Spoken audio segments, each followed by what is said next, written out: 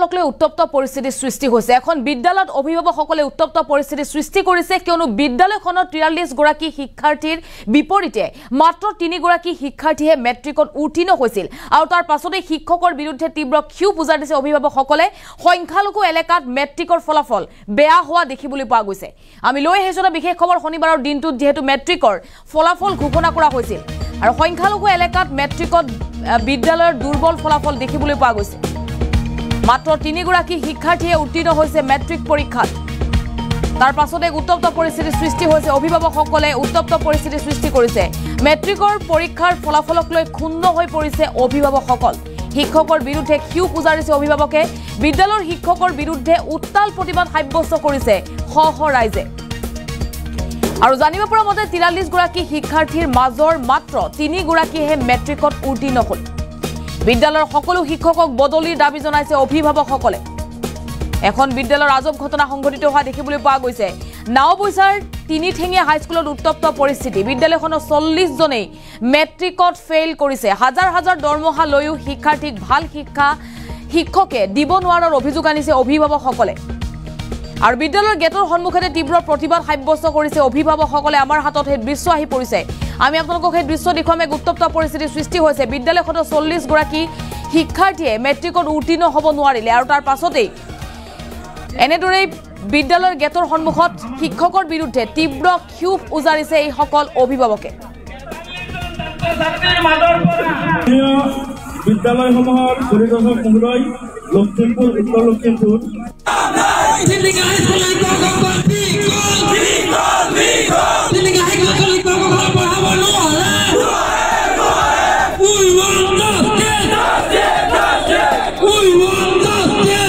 আৰু আমি সেই দৃশ্য দেখুৱাইছো। এয়া নাওবৈচাৰ তিনিঠেঙীয়া হাইস্কুলত উত্তপ্ত পৰিস্থিতিৰ সৃষ্টি হৈছে কিয়নো এইবাৰ হাইস্কুলখনৰ পৰা 43 গৰাকী শিক্ষাৰ্থীয়ে মেট্ৰিকত অৱতীৰ্ণ হৈছিল, কিন্তু 43 গৰাকী শিক্ষাৰ্থীৰ মাত্ৰ 3 গৰাকীয়ে উত্তীৰ্ণ হ'ল আৰু 40 গৰাকীয়ে মেট্ৰিকত উত্তীৰ্ণ হ'ব নোৱাৰিলে। তাৰ পাছতেই অভিভাৱকসকলে তীব্ৰ ক্ষোভ প্ৰকাশ কৰিছে।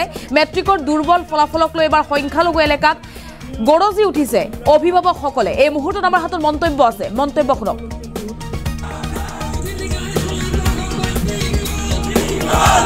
ইয়াত আপোনালোকে দেখিছে যে বহুত মানুহ গোট খাইছো, ইয়াত এটা প্ৰতিবাদ কৰিছো। গতিকে অতি দুখ লগা কথা এইটোৱে যে আমি আজি বিদ্যালয়ৰ শিক্ষকসকলৰ কাৰণে, প্ৰধান শিক্ষকৰ কাৰণে, ৰিজাল্ট বেয়া হোৱাৰ কাৰণে আমি ছাত্ৰৰ অভিভাৱকসকল ইয়াত আহি উপস্থিত হ'ব লগা হৈছে, আন্দোলন কৰিব লগা হৈছে। ইয়াতকে দুখৰ কথা আৰু একো হ'ব নোৱাৰে। আমি বেলেগ কোনো বিষয় লৈ ইয়াত আন্দোলন কৰিবলৈ অহা নাই। আমি আহিছো আমাৰ ছাত্ৰ ছাত্ৰীৰ, আমাৰ এই অঞ্চলৰ মাইনৰিটিৰ ছাত্ৰ ছাত্ৰীৰ ভৱিষ্যত এই শিক্ষকসকলে একেবাৰে শেষ কৰি দিছে। গতিকে মই ভাবো যে আমাৰ যিসকল অভিভাৱক ছাত্ৰ ছাত্ৰী আছে ইয়াত, তেওঁলোকে এই শিক্ষকসকলক ফুলাম গামোচা দিব লাগে। কাৰণ 43 জন ছাত্ৰ ছাত্ৰীৰ মাজৰ পৰা 3 জনে পাছ কৰিছে, তথাপি 3rd ডিভিজনত পাছ কৰিছে। তেওঁবিলাকক মিষ্টি খুৱাব লাগে, ফুলাম গামোচাৰে আদৰিব লাগে এনেকুৱা শিক্ষকসকলক। গতিকে মই ভাবিছো যে আমাৰ আন্দোলন, মিডিয়াক আমি অনুৰোধ জনাইছো, ৰাজহুৱাভাৱে মিডিয়াক অনুৰোধ জনাইছো যে আপোনালোকে আমাৰ এই কাৰ্যসূচী, এই আন্দোলন অন্তত অসমৰ মুখ্যমন্ত্ৰীয়ে যাতে গম পায় তাৰ এটা ব্যৱস্থা কৰক, নহলে যাতে ইয়াতেই আপোনালোকৰ ওচৰতে বস্তুটো শেষ নহয় তাৰ কাৰণে কৰজোৰে অনুৰোধ জনাইছো। কাৰণ আমি আন্দোলন কৰো, আন্দোলনবোৰ তাত নাযায়। গুণগত শিক্ষাৰ কাৰণে গুণোৎসৱৰ ব্যৱস্থা কৰিছে চৰকাৰে। গুণোৎসৱত কি আছিল? যোৱাবাৰৰ যিটো গুণোৎসৱ হৈছিলে, গুণোৎসৱ অসমৰ ভিতৰত আটাইতকৈ বেয়া তিনিঠেঙীয়া হাইস্কুলৰ ডি গ্ৰেড পাইছিলে। গতিকে আমাৰ বহুত আক্ষেপ আছে, আমাৰ আবেগ আছে। আমাৰ ছাত্ৰ ছাত্ৰীৰ ভৱিষ্যতৰ কথা চিন্তা কৰি আমি ৰাজপথত ওলাই আহিছো, যাতে যি হল আগলৈ যাতে আৰু এনেকুৱা নহয়। তাৰ কাৰণে চৰকাৰে ভাল এক্সপিৰিয়েঞ্চ থকা শিক্ষক দিয়ক আমাক, আমাৰ ল'ৰা ছোৱালীখিনি শিক্ষিত হওক, এই আমাৰ অনুৰোধ। শিক্ষক নতুনকৈ নিযুক্তি হৈ ইয়াত আহিছে, তেওঁবিলাকে যদি লিখা পঢ়া কৰালেহেঁতেন তেতিয়াহ'লেতো ৰিজাল্ট এনেকুৱা বেয়া নহ'লহেঁতেন। গতিকে চৰকাৰে কেনেকুৱা শিক্ষক দিছে আমি নাজানো। গতিকে এই সম্পূৰ্ণ শিক্ষক ইয়াৰ পৰা বদলীকৰণ কৰাৰ কাৰণে আমি আহ্বান জনাইছো।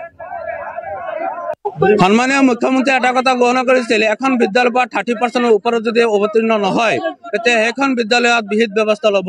গতিকে আমি মুখ্যমন্ত্ৰীলৈ অনুৰোধ জনাইছো আমাৰ এই তিনঠিঙা অঞ্চলখন যেহেতু মুখ্যমন্ত্ৰী ডাঙৰীয়াই কয় যেহেতু ইয়াত 100% সংখ্যালঘু এলেকা মুখ্যমন্ত্ৰী ডাঙৰীয়াই কয় মাদ্ৰাছা বন্ধ কৰি আমি স্কুল কলেজ খুলিছো সংখ্যালঘু ছাত্ৰ ছাত্ৰীসকলক আমি ইঞ্জিনিয়াৰ ডক্টৰ বনাম গতিকে আমি মুখ্যমন্ত্ৰীক এটা আহ্বান জনাইছো আপুনি এই আমাৰ তিনঠিঙা হাইস্কুলখন নজৰ দিয়ক আৰু এটা দাবী কৰজোৰে দাবী জনাইছো আমি যে এই বিদ্যালয়খনৰ শিক্ষক প্ৰধান শিক্ষকক অপহৰণ কৰক আৰু শিক্ষক গোটৰ বদলীকৰণ কৰক নহলে আমি মাজে মাজে শুনি পাওঁ বা দেখিবলৈ পাওঁ আমি যে শিক্ষক শিক্ষয়িত্ৰীসকলে মাজে মাজে কাজিয়াও হয় আমি ইয়াত দেখিবলৈ পাওঁ আৰু এটা মই ক'ব বিচাৰিছো যে এইখন বিদ্যালয়ত পঢ়ুৱাই শিক্ষকসকলে 70-80,000 60,000 70,000 টকা দৰমহা পায় কিন্তু তেওঁলোকৰ বিশ্বাস আৰু আস্থা নাই যে মোৰ সন্তানক মই ইয়াত পঢ়ুৱাই বাল শিক্ষা দিব পাৰিম 3,000 টকা মাহে বেতন পোৱা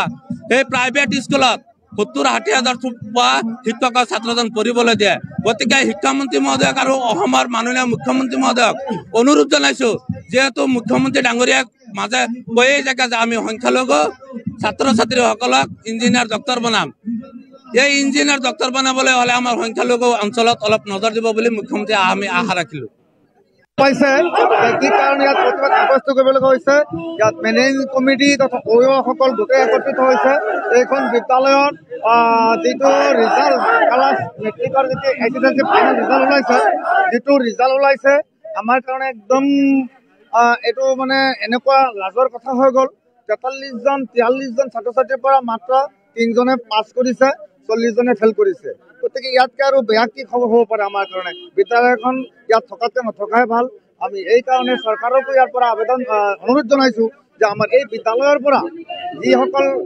ষ্টাফ আছে শিক্ষক আছে সকলোখিনিক বদলীকৰণ কৰক একদম প্ৰিন্সিপালৰ পৰা লৈ আৰম্ভ কৰি চকীদাৰলৈকে বদলীকৰণ কৰক নতুন শিক্ষকৰ দ্বাৰা স্কুলখন পৰিচালনা কৰক এই অঞ্চলৰ ছাত্ৰ ছাত্ৰীৰ ভৱিষ্যত যাতে উজ্জ্বল হয় ভাল লিখা-পঢ়া কৰিব পাৰে ভাল মানৱ ভৱিষ্যত গঢ়িব পাৰে সেইকাৰণে আজি ৰাইজে ইয়াত একত্ৰিত হৈ কমিটি পৰিচালনা সমিতি প্লাছ অভিভাৱক প্লাছ ৰাইজ সকলোৱে মিলি আজি এই প্ৰতিবাদ সাব্যস্ত কৰিছে